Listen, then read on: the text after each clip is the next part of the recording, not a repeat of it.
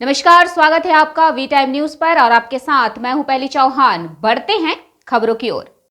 मंगलवार को नेरसा में हुए खदान हादसे में पूरे झारखंड में हड़कंप मच गया है। इस घटना के बाद यहां एक तरफ जिला प्रशासन और कोलियरी प्रबंधन रेस हो गया है, वहीं विभिन्न राजनीतिक दलों के नेता भी इस हादसे को गंभीरता से लेते हुए घटना की जानकारी लेने के लिए घटनास्थल पहुंच रहे हैं।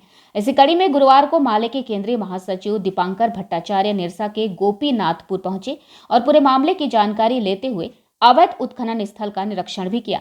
इस दौरान उनके साथ निरसा के पूर्व विधायक अरूप चटर्जी और माले के वरिष्ठ नेतागण भी मौजूद थे।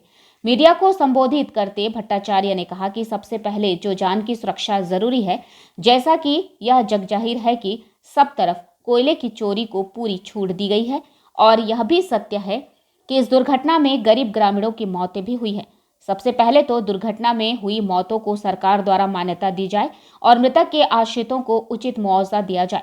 वही भट्टाचार्य ने कहा कि जो ग्रामीण इस दुर्घटना में घायल हुए हैं, उनको इलाज के लिए ना तो सरकार द्वारा और ना ही कोलियरी प्रबंधन द्वारा कोई मदद मिली है।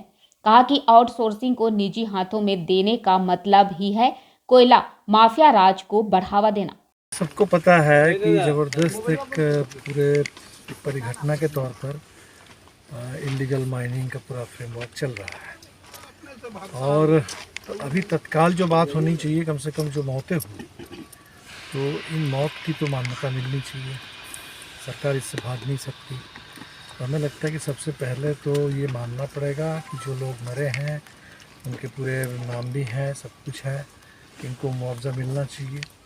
और अगर इलीगल और उसके साथ साथ असुरक्षित, तो हमें लगता है कि जब सरकार को, ईसीएल को, सबको पता है कि इस तरीके से मामला चल रहा है और एक ज़बरदस्त भ्रष्टाचार भी इससे जुड़ा हुआ है, लेकिन सबसे पहले तो लोगों के जान की सुरक्षा। इसीलिए हमें लगता है कि इतनी बड़ी घटना के बाद अब सरकार को और पूरे कोलियरी प्रशासन को इस पर बिल्कुल लेना होगा और इस पर नीति बनानी होगी और कम से कम जितनी मौतें हुई हैं उनको ठीक से मुआवजा मिलना चाहिए। जो अभी भी कुछ लोग घायल हैं, हमने सुना कि उनके इलाज के लिए भी कोई प्रशासन की ओर से किसी तरह का इंतज़ाम नहीं है, वो भी करना चाहिए। वही हम कह रहे हैं कि ये पूरे टोटल, एक तरफ तो पूरे कोल बेल्ट में आप देख रहे हैं कि आउटसोर्सिंग फिर से हो रही है, फिर से निजीकरण हो रहा है। ये सब कुछ जो है एक तरीके से फिर एक कोयला माफिया पनपने लगा है और जो भी लोग, आम लोग तो वो अपने पेट के लिए कुछ काम कर देते हैं, मान लीजिए, और ये सरकार को पता है और सरकार को और तमाम अधिकारियों को अपनी जगह पर लोगों को कमीशन मिलता है। तो हमें लगता है कि ये जो कमीशन खोरी और एक तरीके से एक पब्लिक सेक्टर को ख़त्म करके धीरे धीरे उसका जो पूरा आउटसोर्सिंग और माफियाकरण किया जा रहा है, तो उसी का ये परिणाम है, जहाँ लोगों के जान की कोई सुरक्षा नहीं। मुझे लगता है सबसे पहले यहाँ जान की सुरक्षा का सवाल रखना चाहिए और इस पूरे प्रकरण पर सरकार को निश्चित तौर पर, सिर्फ इलीगल माइनिंग हम कागज़ पर बंद कर देंगे और नीचे चलता रहेगा तो उसका तो हश्र ही होगा।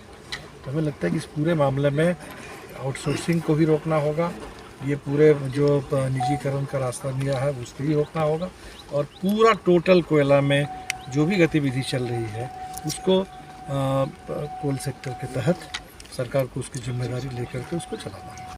वहीं पूर्व विधायक अरूप चटर्जी ने कहा कि कोयला के इस अवैध काम में रांची तक हिस्सेदारी है। कोयले के इस अवैध काम के मुख्य सरदार झारखंड के डीजीपी हैं।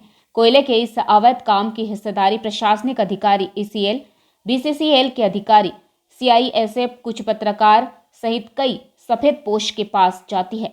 इसमें कोई दो राय नहीं, जो हिस्सा रांची तक जाती है और इसका मेजर हिस्सा हम समझते हैं जो पूरे झारखंड में आज यदि कोयला चोरी चल रही है तो इसमें डीजीपी जो है झारखंड के, वो मुख्य सरदार है इसकी, आप ये बता सकते हैं। तो हम लोग की जानकारी है जो इसकी हिस्सा सभी जगह जाते हैं। आप पुलिस बोलिए, प्रशासनिक कुछ अधिकारी बोलिए, सीआईएसएफ बोलिए, ईसीएल या बीसीसीएल के भी ढेर सारे ऑफिसर्स हैं एरिया वाइज जो ये पैसे जाते हैं। कुछ पॉलिटिकल लीडर्स भी जाते हैं चंदा के नाम पे। नहीं, चंदा के नाम पर नहीं, आप क्या बोलिएगा।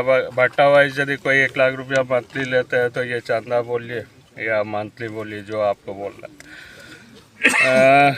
अगर बुरा ना माने तो कुछ प्रेस वाले भी इसमें इन्वॉल्व है। तो ढेर सारे सफ़ेद पोश इन्वॉल्व है, चाहे पुलिस हो, प्रशासन हो, नेता हो, सारे लोगों का मिली भगत से ही चोरी चलती है। कोई एक व्यक्ति इसे संचालन नहीं करता।